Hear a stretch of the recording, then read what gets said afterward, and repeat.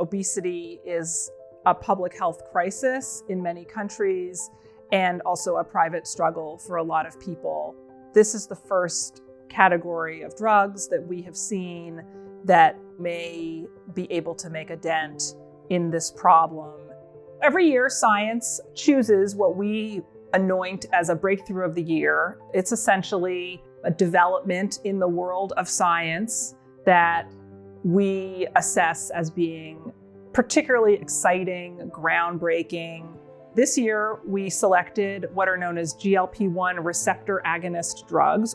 These are a class of drugs that are being used very successfully to treat type 2 diabetes and especially obesity. This year in particular, what got us especially excited is that the drugs also have been shown to reduce the risk of some health problems that are associated with obesity, like heart attacks, strokes, and the symptoms of heart failure.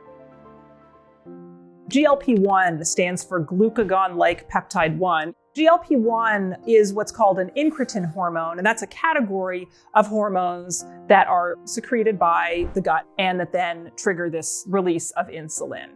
When this was first discovered, scientists thought, hey, maybe we can somehow harness this and give it as a treatment to people with diabetes. At the time, there was only one other known member of that category called GIP.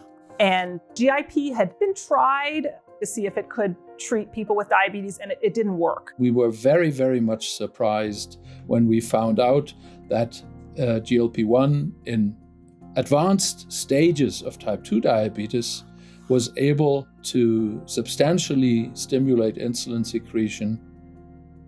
What we did not foresee at that time was the whole story about weight loss.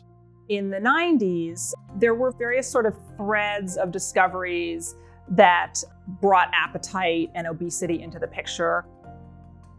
While giving people GLP-1 could have these very intriguing effects, it wasn't practical as a drug right away. And that was because if you gave someone GLP-1, it disappeared from their body within minutes. The first GLP-1 receptor agonist that was approved was a product of serendipity.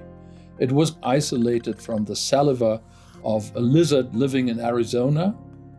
By chance, exenatide had a half-life of 2 to 3 hours. So after a single injection, you would cover the period that a body needs to digest a meal. Now we have agents that you can inject once a week. As soon as people started clinical trials with GLP-1 receptor agonists, it was noted that patients would lose some weight. What we've learned over the years is that there are receptors for GLP-1 that are in the pancreas, and they're also in the brain. And the brain is very important as a center for helping control hunger and a sensation of feeling full. Many of our patients report that their relationship with food is so much different, and there's less of this kind of propensity to think about food in a way that may be distressing to them. No drug is perfect, so it's important to mention that. There still are side effects, but certainly these do not seem to have the very, very serious safety problems that some of the past obesity drugs have had. Many people who've lived with obesity for years have been told many times by healthcare professionals to lose weight, but really they're not given effective tools to do so. When they go to seek help for their weight, they may be told something that's not evidence-based that may at best help them to decrease their weight maybe 3 to 5%. But really to see meaningful changes in health outcomes, we're talking about a minimum of 10% weight reduction and ideally 15, 20, or even greater body weight reduction. The first GLP-1 agent for treating obesity, we see about 8 to 9% weight reduction with liraglutide.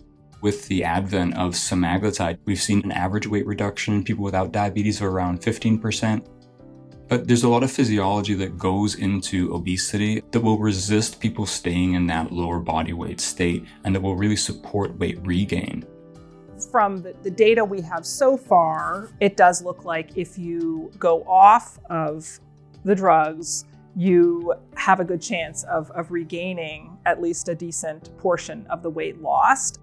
Obesity is a chronic disease and needs chronic therapy. There's a lot of weight bias in society where people still believe that obesity is a result of being inconsistent or even being lazy. And I think that's really harmful when what we're doing is we're trying to treat a disease and make sure that we avoid complications.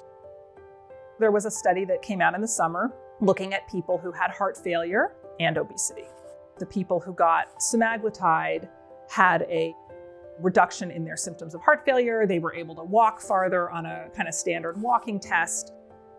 There's a trial that ended early this year that was looking at people with diabetes and kidney disease, which is a not uncommon complication of diabetes, and found a benefit there. Beyond the obesity treatment, scientists are looking at drug addiction, alcoholism, cigarette smoking, and that's a real area of interest. We don't know yet how that's going to pan out.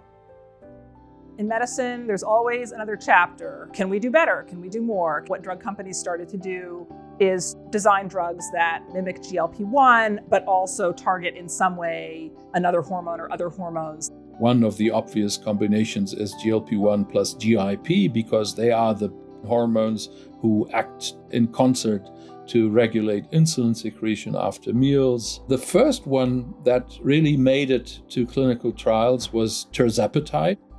Tirzepatide is much better in terms of effect sizes, both for glycemic control and body weight reduction, if you compare it to the most potent selective GLP-1 receptor agonists. Right now, the GLP-1 receptor agonist drugs are approved and generally available in the US and several European countries. They're expensive, and so a lot of countries are thinking in terms of the population health benefit. Is the benefit going to be worth the cost? It's really important for us to look at this not as just a journey to help people to lose weight, but as a journey to help people to achieve better health.